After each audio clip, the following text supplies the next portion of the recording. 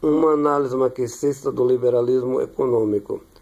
Artigo escrito pelo professor Edgar Dias de Vasconcelos. A acepção básica marxista não é a consciência do homem que determina o ser. Pelo contrário, é o ser social que determina a sua consciência. O homem depende da sua condição de classe social, sendo determinado pela mesma.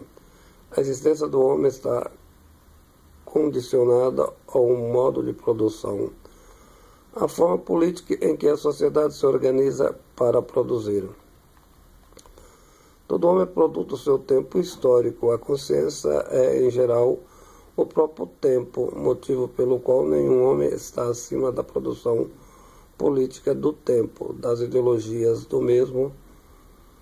A consciência é o reflexo das situações generalizadas. A vida humana realiza-se dentro de sua perspectiva política, se formaliza historicamente por grandes mudanças. O homem organiza politicamente com a finalidade de produzir bens. O Estado é a forma política que possibilita a organização do modo de produção. A riqueza ou a pobreza resulta exatamente da forma em que o Estado se organiza politicamente em defesa de certas classes sociais, motivo pelo qual o referido é a apropriação indevida das classes superiores.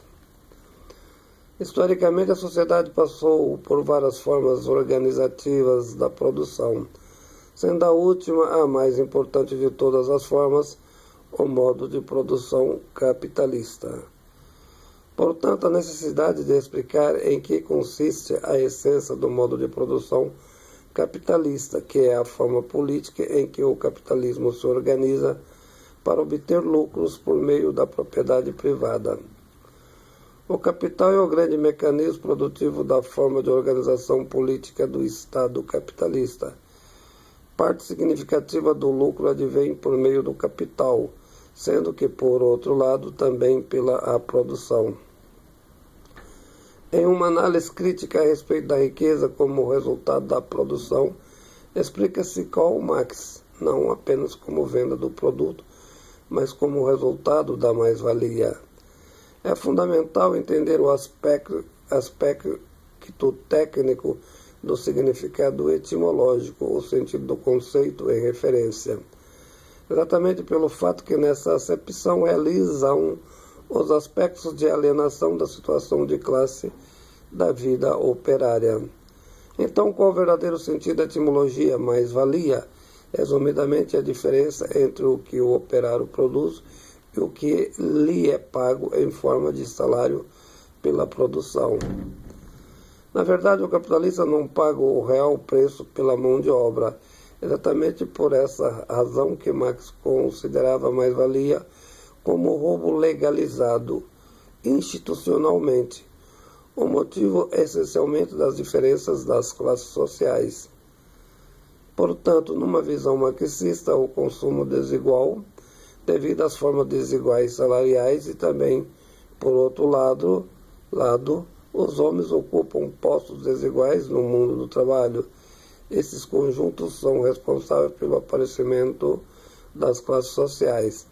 Para Marx, a base real da igualdade está na mudança do modo de produção e na forma do Estado, superando desse modo a relação entre o valor da produção pelo mecanismo da mais-valia e a mercadoria exposta comercialmente ao mercado.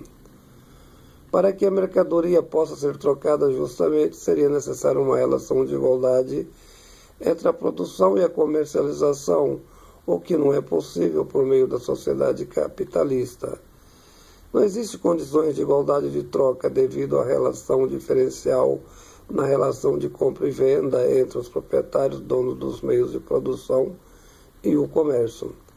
A sociedade capitalista funciona através do contrato, o que pressupõe capacidade jurídica, liberdade e igualdade, o que é, de certo modo, uma ilusão, pois não existe liberdade, muito menos igualdade, para as regras do mercado capitalista.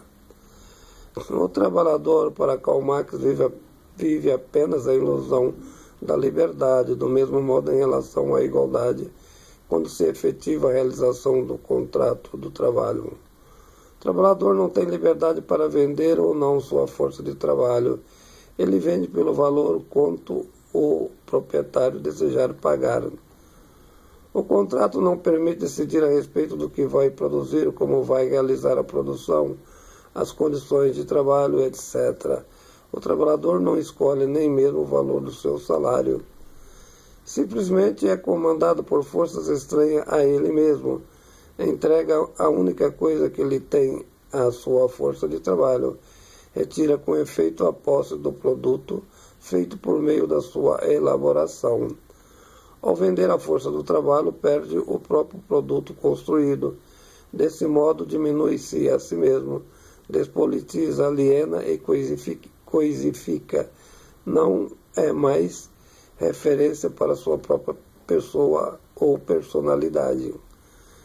Um alienado não funciona, não tem liberdade, vive a própria condição de uma coação legalizada.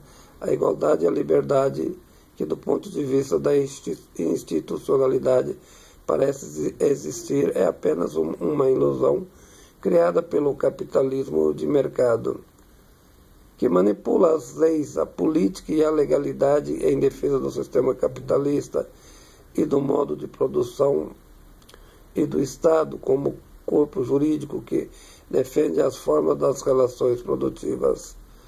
Karl Marx entende que tudo isso não poderá ser modificado na perspectiva do liberalismo e da sociedade fundamentada no liberalismo econômico.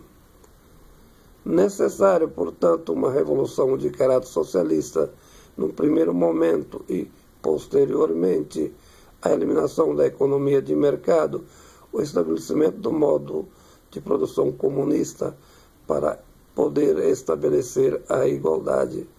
Artigo escrito pelo professor Edgar Dias de Vasconcelos.